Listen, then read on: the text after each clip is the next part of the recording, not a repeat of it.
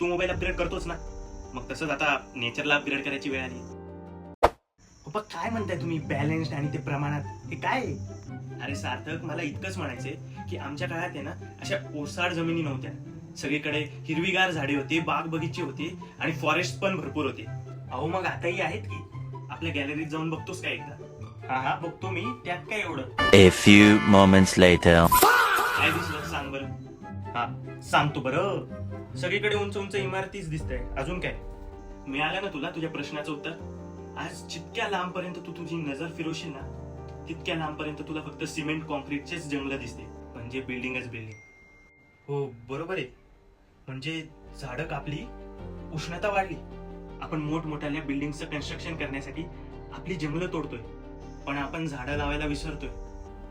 आपण झाडं कापतोय पण बिल्डिंगा वाढवतोय. म्हणजे गरमी वाढलीये याला जबाबदार आपणच. तू मोबाईल अपग्रेड करतोच ना?